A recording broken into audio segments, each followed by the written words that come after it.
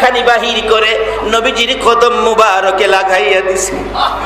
ঠান্ডা লাগার পর নবীজির ঘুম ভেঙে গেলে দেখে পায়ের পাশে জিবরাইল বসা। কি করেছো জিবরাইল? হুজুর আপনার ঘুম ভেঙেছি। কিভাবে ঠান্ডা লাগলো? হুজুর আমার জিব্বা খানি আপনার কদম মুবারকে লাগাইলাম। আমার নবী বলেন, জিবরাইল রে, সকল ফেরেশতার সরদার হইয়া কি করলি? তোর জিব্বা আমার পায়ে লাগাইয়া দিলি। জিবরাইল বলেন, ইয়া রাসূলুল্লাহ, আমি জিবরাইল সকল ফেরেশতার সরদার হতে পারি গো, আপনি নবীর পাও মুবারকের কাছে আমি কিছুই হতে পারি না। উঠেছেন নবী, রওনা হবেন, বুরাকে চোয়ার হয়ে বসেছেন। বুরাক রওনা হলো, বাইতুল্লাহ থেকে বাইতুল মুকাদ্দাস যাবেন। বুরাক রওনা হলে একটু পর আমার নবী চোখের পানি ছেড়ে দিলেন। জিবরাইল পিছের দিকে তাকিয়ে আছে। ইয়া জিবরাইল, চোখের পানি ছেড়ে দিয়ে নবীজি দুঃখ প্রকাশ করতে থাকলে জিবরাইল ডাকতেছে, ইয়া রাসূলুল্লাহ, কত সুন্দর বুরাক, যার গলার মধ্যে জান্নাতি স্বর্ণের অলংকার, যার সমস্ত পায়ে ভরিতে জান্নাতি সুন্দর বিছানা দিয়ে সাজানো হয়েছে। এমন সুন্দর সাজানো কোনো বাহন পৃথিবীতে আসে নাই। হুজুর, এত শান শওকতের সফরে রওনা হয়েছেন, কিন্তু চোখের পানিগুলো কেন ঝরতেছে? আমার নবী কান্দে, জিবরাইল আমি কান্দি রে, এই সুন্দর বুরাক আমার উম্মতে পাইবনি, আমার উম্মতেরা এই বুরাক পাইব। জিবরাইল রে, আমার মনে দুঃখ রে, এত সুন্দর বুরাক আমি তো চলে যাইতেছি, আমার উম্মতেরা দেখলো না। উম্মতেরা এই বুরাক যদি দেখতো, না জানি উম্মত কত খুশি হইতো। জিবরাইলের দিকে লক্ষ্য করে আমার আল্লাহ ডাক দিয়ে খবর পৌঁছে দিলেন, জিবরাইল রে, আমার বন্ধুর চোখের পানিগুলো মুছে ফেলতে বলো। আমি আল্লাহ কথা দিলাম, এই সফরে রওনা মুহূর্তে উম্মতের জন্য নবী যখন কাঁদলো, উম্মতের ব্যথায় চোখের পানি দিল, আমি আল্লাহ কথা দিলাম, আমার বন্ধুর উম্মত যারা হবে রে, এই সুন্দর বুরাক প্রত্যেকের জন্য আমি বাজেট করে দিলাম। যাইতে যাইতে আমার নবীকে নিয়ে জেরুজালেম বাইতুল মুকাদ্দাস মসজিদের মধ্যে নামিয়ে দিলেন। নবী বলেন, নামিয়ে দেওয়ার পর দেখি হাজার হাজার নবী রাসূল, 1 লক্ষ মতান্তরে 2,24,000 নবী রাসূল দাঁড়িয়ে আছে।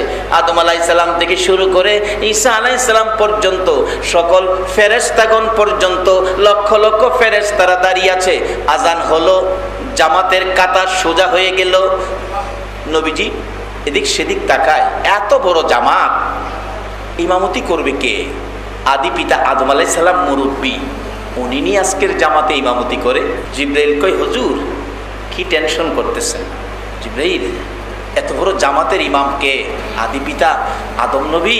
জিবরাইল কয়, হুজুর আদি পিতা আদম নবী এই জামাতের ইমাম না, তাহলে জাতির পিতা ইব্রাহিম নবী কি এই জামাতের ইমাম? জিবরাইল বলেন, হুজুর এই জামাতের ইমাম আদি পিতাও নয়, জাতির পিতাও নয়, এই জামাতের ইমাম হবে নবী মুহাম্মদুর রাসূলুল্লাহ। আকামত শেষ, জিবরাইল টান দিয়ে ইমামতির মুসল্লায় দাঁড় করাইয়া দিলেন। 2 রাকাত নামাজ শেষ হলো। সকল মুসল্লিরা, সকল নবী রাসূল স্লোগান দিতেছেন, ইমামুল মুরসালিন, সাইয়্যিদুল মুরসালিন। সকল নবীর ইমাম বানাইছে। সকল নবীগণের মধ্যে আমার নবীরে ইমাম বানায়া সম্মান বাড়াইলো না কমাইলো? তা আমার আল্লাহ কয়, আমার নবী সকল নবীর নবী, নবীগণের নবী, আমার নবী সাইয়্যিদুল মুরসালিন, আমার নবী রাহমাতাল লিল আলামিন, সকল নবীর ইমাম বানায়া সকল নবী রাসূলগণ সম্মানী স্লোগান দিয়ে নবীজিকে বিদায় দিলেন। আমার নবী রওনা হলো প্রথম আসমানে। হযরত আদম আলাইহিস সালাম, প্রত্যেক আকাশে 1-2 করে নবী রাসূল আছে। লম্বা ঘটনা সংক্ষেপ করলাম। 4র্থ আকাশে যাইয়া দেখে হযরত ইদ্রিস আলাইহিস সালাম ডাকতেছেন, আমার নবী ইদ্রিস তুমি? জি হুজুর আমি আছি এখানে। তুমি তো বড় ভাগ্যবান নবী ও ইদ্রিস, সশরীরে আল্লাহর জান্নাতে গিয়া নাজ নিয়ামত খাইলা, হুর দেখছো কি সুন্দর হুর, কি সুন্দর হুর। রাসূল বলছে, এক একটা হুর এত সুন্দর হবে 70 পেসের কাপড় পরলেও সুন্দর দেখা যাবে।